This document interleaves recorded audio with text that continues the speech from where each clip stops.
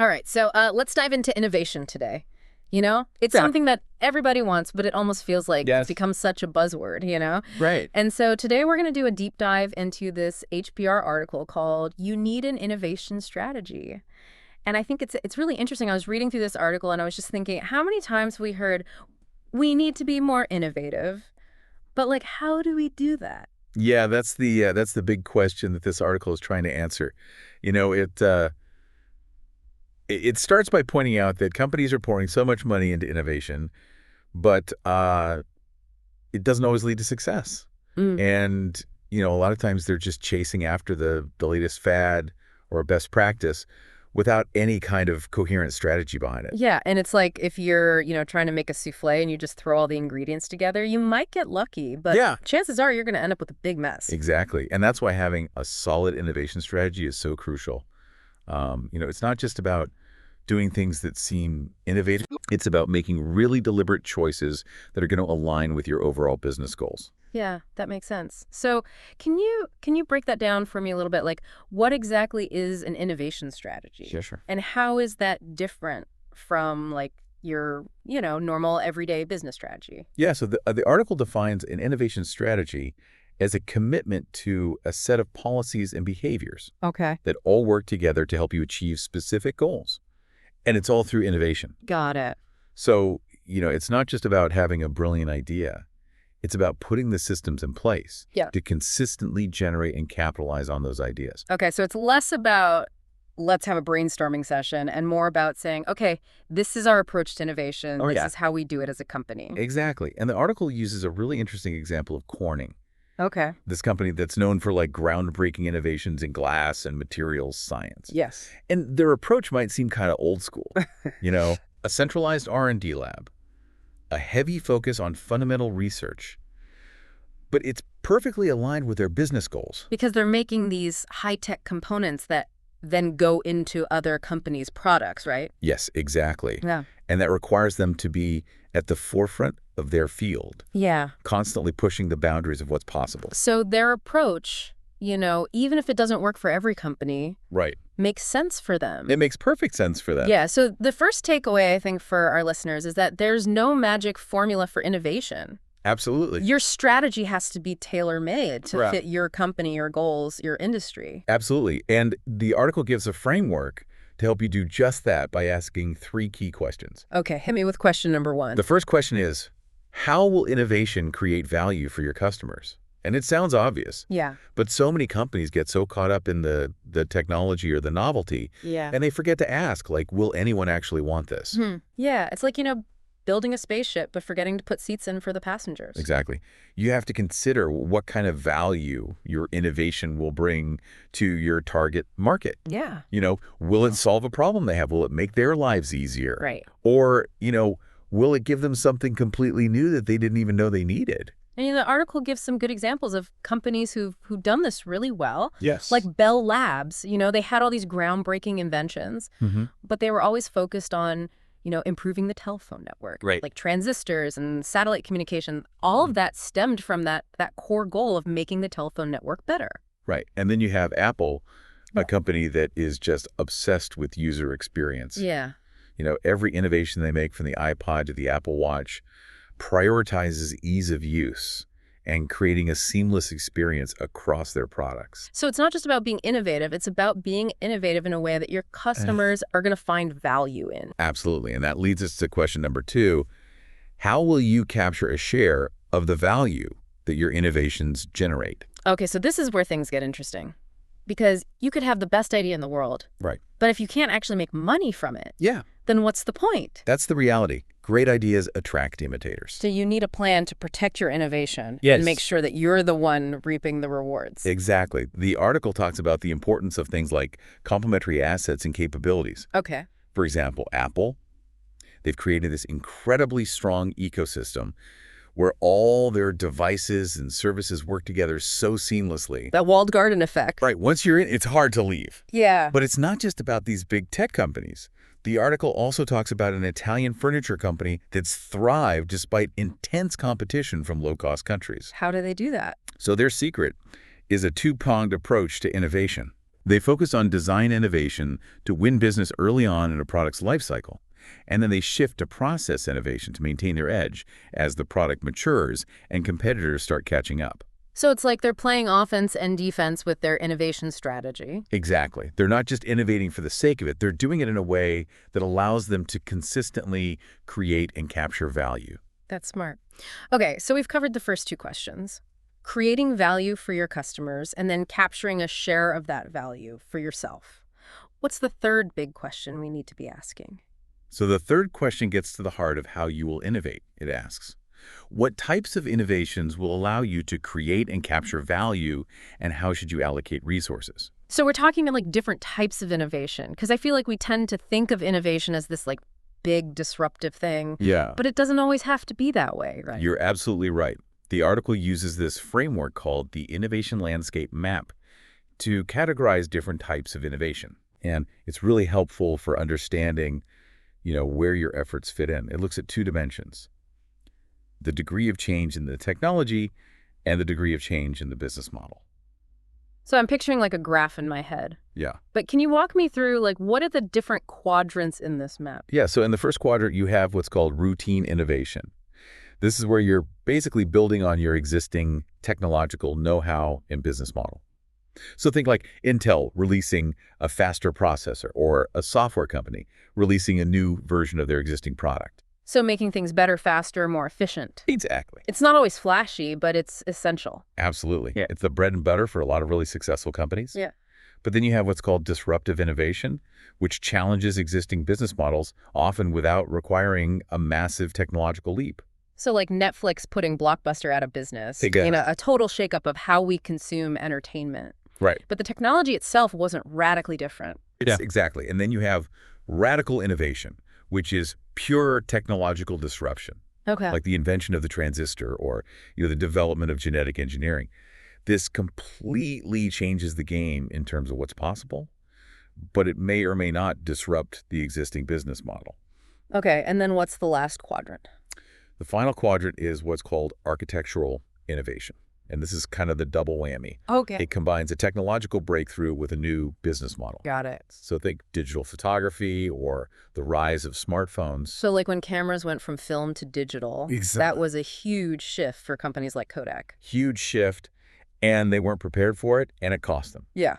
Now, here's where things get really interesting. There's this misconception that, radical or disruptive innovation is the only kind that matters, but that's simply not true. Right. Routine innovation is essential for maintaining a healthy business. Yeah, and I can see why companies would get seduced by the idea of being disruptive. Yeah. But if you're not also, consistently improving your existing products and services, Right. you're leaving yourself vulnerable. You're leaving yourself wide open. Yeah. You got to think about companies like Microsoft and Apple. Yeah. They're known for their big game-changing products, Right. but they also excel at routine innovation. They're constantly releasing updates and improvements that keep their existing products competitive and generate tons of revenue. So you need a balanced portfolio. You need a balance. You need to figure out which types of innovation make sense for your business. Right. And then allocate resources accordingly. And allocate resources, and Yeah. that's tough. Yeah, I bet. I'm guessing there's a very strong pull towards just sticking with what, Oh, absolutely. The article talks about this natural pull towards routine innovation. Right. It's comfortable. Right. It's predictable. It's often a lot easier to sell internally, Yeah. but it can also be a trap. Because if all you're doing is making incremental improvements, you're not preparing for the inevitable disruptions that are coming down the line. Precisely, the article gives this example of a contact lens company that wanted to branch out into new materials for their lenses. Okay. They had this ambitious goal, but they got so bogged down by the day-to-day pressures of the business. Sales wanted quick fixes, manufacturing was focused on efficiency, and everybody was just pushing for incremental improvement to their existing products. So they were so focused on the trees, they missed the whole forest? Exactly. And that's where having that clearly defined innovation strategy is so important. It acts as your North Star, Right. helping you to resist that pull, that gravitational pull toward the familiar and stay focused on the bigger picture. This is all making a lot of sense, but, every decision comes with trade-offs, right? Absolutely. There's Yeah. no magic bullet in innovation. So how do you choose the right approach? Because there are so many different, popular innovation methods out there, crowdsourcing, customer co-creation, lean startup methodologies. How do you know which one to use? That's where your strategy comes in. Oh, okay. Each of those methods has pros and cons, and the best choice is really going to depend on your specific goals and context. So give me an example. Like crowdsourcing, for instance. Yeah. It can be a fantastic way to generate a huge volume of ideas. Yeah.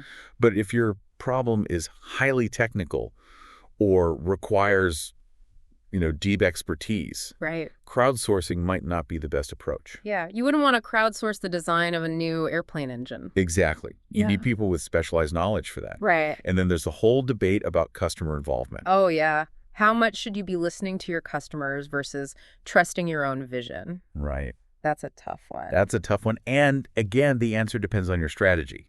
Okay. The article highlights Corning again, because they're creating these specialized components that are integrated into their customers', complex systems. Right. They rely heavily on close collaboration with their customers. Because they need to really understand their customers' needs They need to understand their needs to develop the right solutions. to be able to, meet those needs. Exactly. But then you have someone like Steve Jobs, who famously believed that customers don't always know what they want. Yeah. He relied more on his own intuition and vision to create groundbreaking products. Which obviously worked out pretty well for him. He worked out pretty well.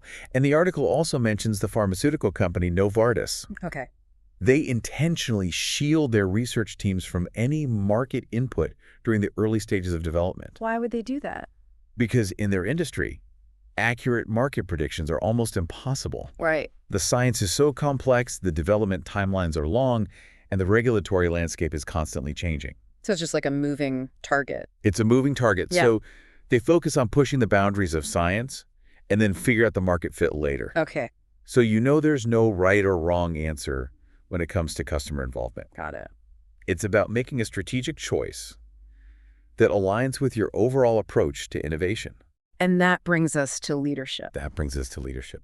Because you can have the best innovation strategy in the world, You can. but if it's not championed from the top down, Right. it's going to fail. It's going to fail. Absolutely. Yeah. Leadership plays a pivotal role in setting the tone, allocating resources, and making sure that everyone is on the same page. So what do leaders need to do to really create that culture of innovation? The article outlines 4 key tasks for senior leaders. Mm. So first, they need to clearly articulate the company's innovation goals and really how innovation is going to create value for both customers and the company itself. Okay.